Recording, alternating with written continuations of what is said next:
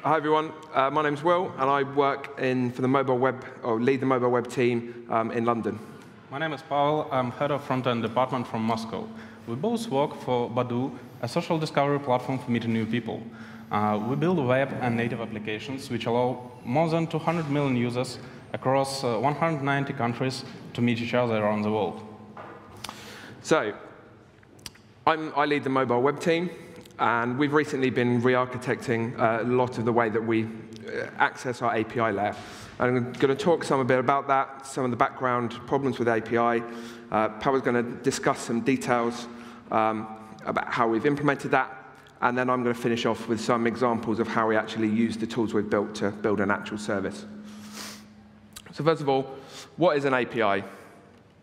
Well, an API is an application programming interface. In simple terms, that's connecting your client-side and your back-end services together, transferring some data between the two. We have some general operations, some inputs, some outputs, and that generally has some kind of type semantics around that. But most of all, it's independent of the implementation we actually use to create it. Simple. So, what are our requirements for building a good API? We want a perfect one. Well, it just wants to work. It wants to be magic. What does that mean? It wants to be flexible, extensible, testable, maintainable, and platform and language neutral. But most of all, we don't want it to get in the way. We just want to focus on building great features and not the bytes that we're sending over the wire. So how can you split up sections of an API into sort of three main areas? Well, first of all, you've got encoding. This is what you actually send over the wire, the format of the data we're sending backwards and forwards. Then we have some rules about what messages we want to send in what situations and how we deal with them, processing them client and server side. And then once we've actually got our messages from A to B, we want some general helper methods and access to that data in the forms of getters and setters and general validation that we do on our messages. So how does that look in a sort of a classic API example, REST and JSON? We're pretty much all building web services in one way, or web applications in one way or another that rely on these sort of common technologies. So typically within your application, you're going to make some AJAX request, encode that as some URL that we send over the wire. The server's going to match that based on some URI. We've probably got some PHP object or some node logic that will format that data in the response we want, send it back through the system over the wire as a JSON object. We're going to parse it, encode it, and then we're going to go through some similar validation JavaScript side and use that within our business logic. But what are some of the problems we see with this and why we haven't chosen this as an example for how we've built our API? Well, we have some different encoding semantics. That diagram looks fairly symmetric, but actually, server-side, we're sending JSON back to the client, but client-side, we're encoding that data as URLs and sending it back both ways. What happens if we want to send data back the other way, and how do we deal with that? Message exchange. We're kind of limited if we're using this example to making requests from the client and the server sending us responses. But what if we want server to initiate those responses? Sure, we could use WebSockets or something like that to push messages back, but then we've got to have another layer of system that we deal with that logic as well. We can't build it all into the same thing very easily. And data access. So there's no when we're building up a REST API, we've got different parts of the company dealing with each other. We probably result down to having some wiki page somewhere that describes how this thing's going to work. We don't actually have some process defined within the use of this API that we can use for ensuring that it's working the same way both sides. And so consequently, we don't have easy versioning, and we end up with duplicate code on one side or the other.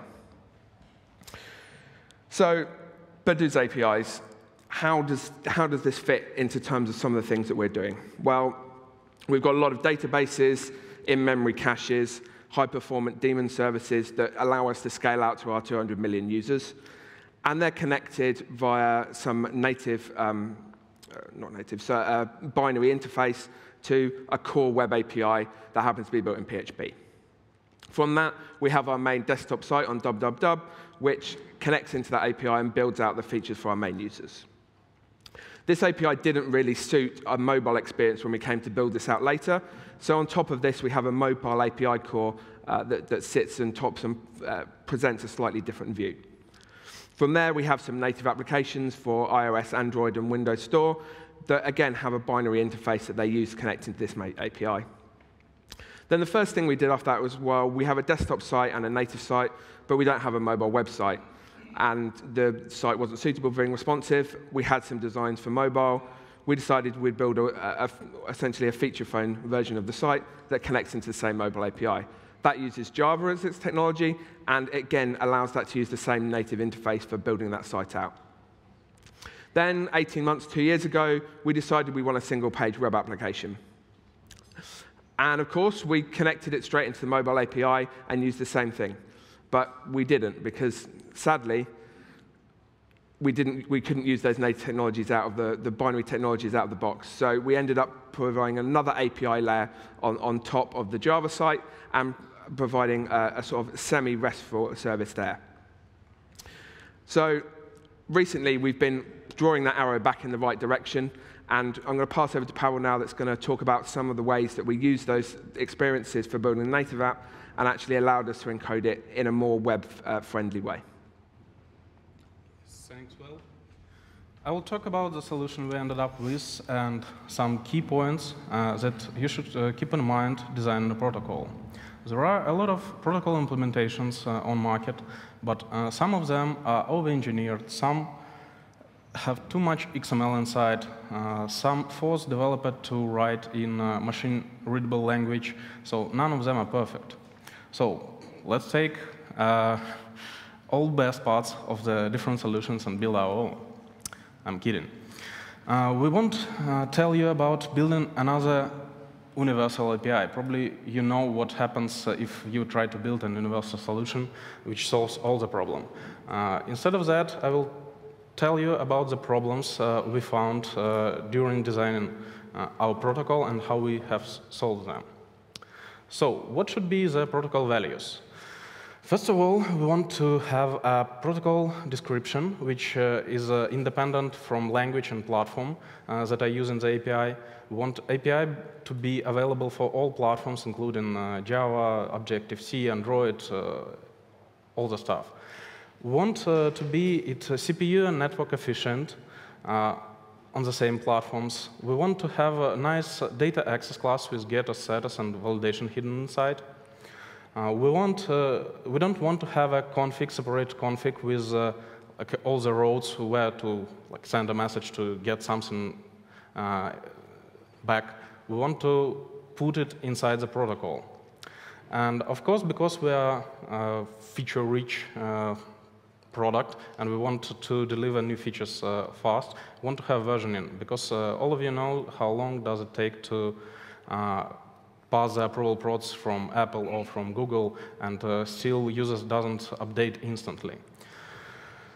So we decided to take a look at Google Protocol buffers, which is used in our backend-to-backend communication, and try to bring that to client-server communication.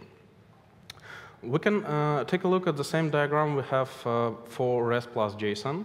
We want encoding to be protocol buffers only, both sides. We want to have a kind of event-based system to handle all the messages and take a decision what came to other end. And we want to have a generated class with a nice API dependent on a protocol, which can be different depending on the platform. And we want the protocol description and versioning be independent out of technological stack.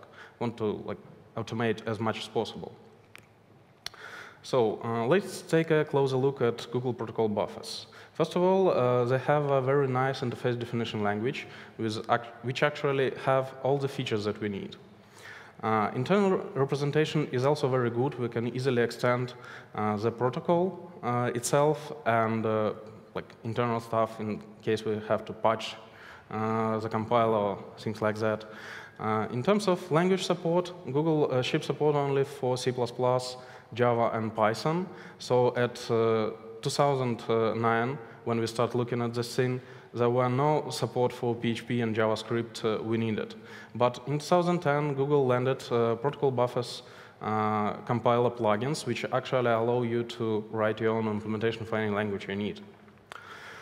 And it's very encoding is very CPU and network efficient because it's binary, and there are a lot of comparison markings that it is efficient.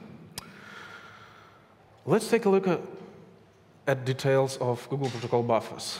First of all, interface description language have a number of entities, which are enumerations, messages, with typed fields, and a simple service layer. All of the entities have options which you can treat as metadata, which describes details of the message but isn't passed along the wire. And the main advantage of Google implementation of the compiler and interface description language itself is that it is self-describing. So the result of parsing a proto file is a protocol buffers message. And descriptor proto is brilliant stuff. Let's take a look at details. So field can be repeatable, optional, or required. In case you won't set required fields, the message won't validate and won't be serialized. You can treat repeated as an array, so you can set 0 or more values of that field. Interface description language have a wide type system, including messages and enumerations, which allow you to describe any nested structures. All the fields have numbers. Field numbers give us easy per-field versioning. I will stop at that a bit later. Here's a couple of examples. So we had here required string username with the first field and optional unsigned age as a second one. Here's a small example of how does message look in the profile. William will give a couple of real-world examples a bit later. So we have a nice interface description language. We can describe our protocol. Let's find out what we should actually use in application code. We have only binary encoding out of the box. We have a very simple RPC, which probably don't suit our needs. And we don't have native support for PHP and JavaScript, only third-party solutions, which have a bit different internal infrastructure. So want to ask why we have chosen the solution so much parts of which we don't like. Actually, there is an answer. It's because protocol buffers compiler. Protocol buffers compiler plugin, sorry. They allow us to actually implement our own coding, generate our own classes, and very nicely decouple all the things from each other. So internal infrastructure of plugins is very nice. You can write a simple plugin in 20 lines of Python code. Here's an example to take a look later. And actually, you can write compiler plugins at any language you like and generate the code at language that you need. And this architecture makes interface description language of Google protocol buffers completely independent of all other parts, from the serialization and from the RPC and all the stuff. So returning to the picture we'll start with, we have Badu APIs on this diagram. So we use native encoding for native clients for communication between PHP and services, and we want to use a JSON encoding between our site and desktop browsers and mobile browsers. So we try to build our own solution which encodes protocol buffers in JSON, and it appeared to be quite performant. But anyway, it's not a problem. We can easily plug in any serialization or use binary one or use JSON one, or in case one of us get mad, we can even serialize in XML or something crazy like that. So we have a tool which generates our classes.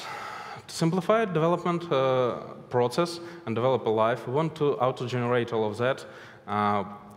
So we change a proto file, adding a field or changing something, we want to generate all the code, all the data access classes, and all the stuff.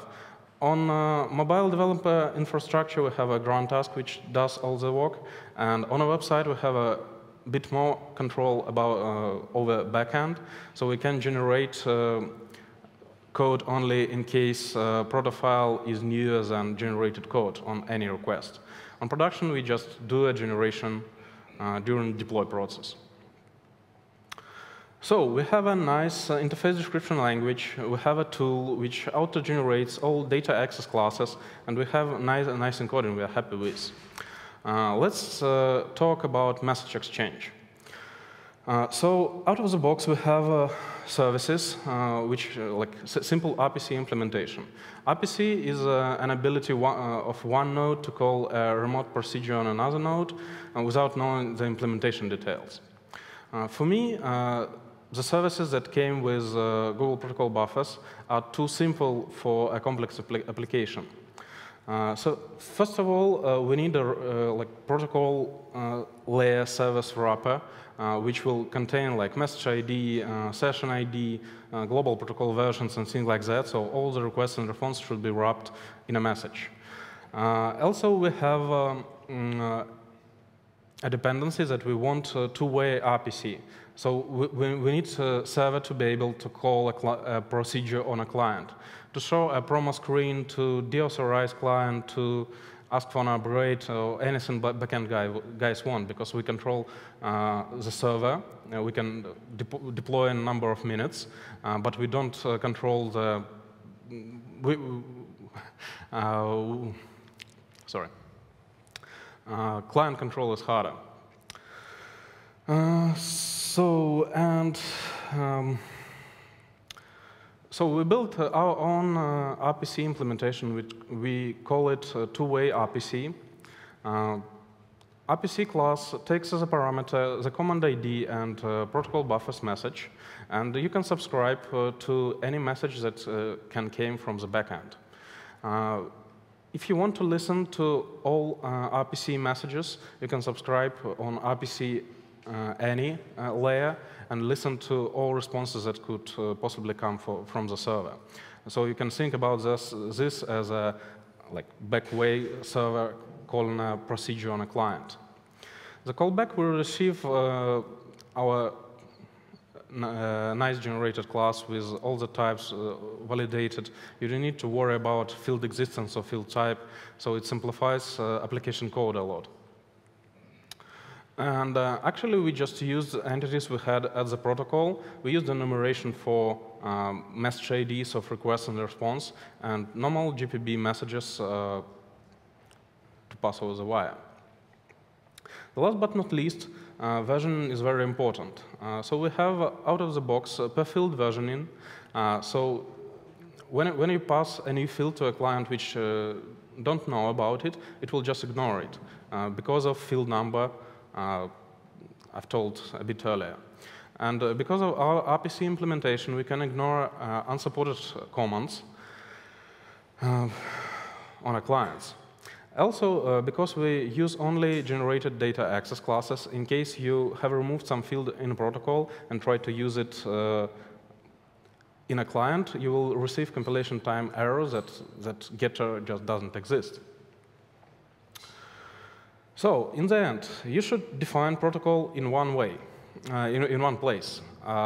You should use generated classes to abstract protocol internals from the application code. You should have validation inside those generated classes to be able to switch even complete protocol implementations inside without affecting the application code. This way allows you to have different encodings depending on a situation. You have building an RPC layer abstracts a lot of protocol details and gives you observable, just a simple observable. You listen for what you want without caring what actually going over the wire, and helps you to focus on features, not the protocol details. Versioning is also very, very critical. So if you go this way, you will end up with implementation which actually with everything decoupled. And now we'll give you a couple of real-world examples of what we have built on top of that. Thank you, Pavel. So now we've got all those tools, we want to put them together and actually go through an actual real-world service. So this is a mobile app. We built a couple of apps. We actually have Badoo, and we actually have an app called Hot or Not. This is a screen from Hot or Not. And we're typing in a city. We want to change our location, and we're coming up with a list of cities, and we want to click on it and save the location. So what details do we need to build that service? It's quite simple. We're going to send a city name, or the parts of the city name we started typing, and we're going to come back with an ID, a list of cities, and there's a latitude and longitude there. We don't use it in that screen, but we use it in other parts of the application. And I'm also going to talk about, well, one of our requirements was two-way RPC. We want the server to be able to initiate communications as well. So we also want a client notification. So in this terms, it's the server saying, coming to some reason of state, that we need to display a warning message to the user. So these are the protocol definitions, messages that you need to define this service. So first of all, the first primitive, the enum message type, defines the command that we send one way or the command that the server sends back the other way. And we use the convention here that messages going from the client to the server start with server, and the messages going from the server back to the client start with client. That's really just for readability rather than anything else. And then we define the messages for the data that we have to send in those backwards and forwards. So for a city query where we're searching for a city, we've just defined a string. And we deliberately try to make these messages very semantic in terms of what they're doing. We could just define a string message in this case and send it generically, but actually we find that being specific about the types of messages we send allows us to easily see their usage within the code and make them more refactorable.